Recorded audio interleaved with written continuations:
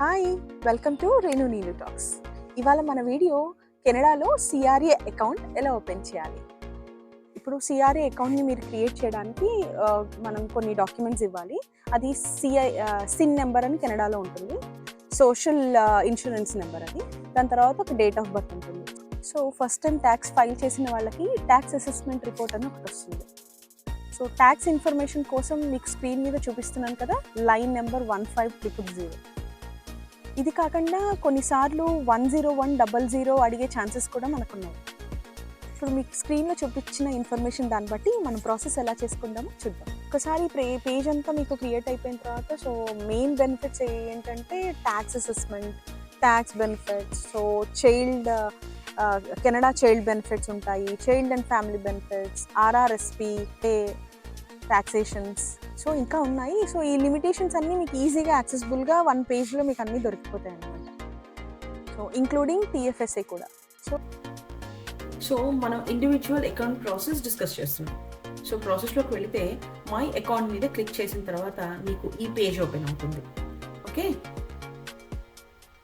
Then అక్కడ మనకి option 1 online banking credentials ద్వారా కూడా లాగిన్ అవ్వచ్చు త్రూ బ్యాంకింగ్ పేజ్.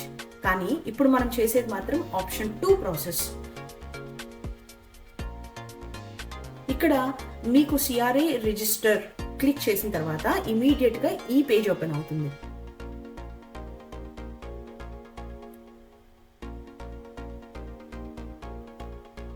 సో ఈ పేజ్లో మీకు ఆల్రెడీ డీటెయిల్స్ ఉన్నాయి చూసారా, sin number, date of birth and 15000.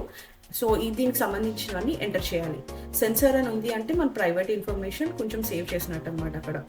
Okay,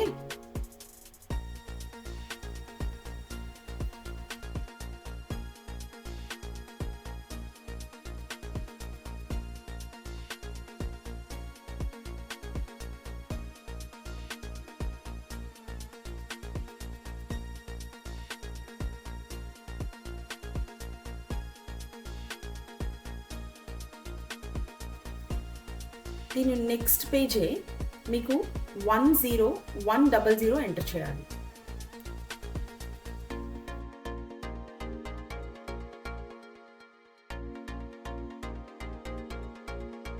actually ఈ యాక్సెస్ కోడ్ ప్రాసెస్ చేయడానికి 5 to 10 బిజినెస్ డేస్ పడుతుంది. ఇది కాకుండా మనకి సెకండ్ ఆల్టర్నేటివ్ ఉంది, అదే డిజిటల్ వెరిఫికేషన్ ప్రాసెస్.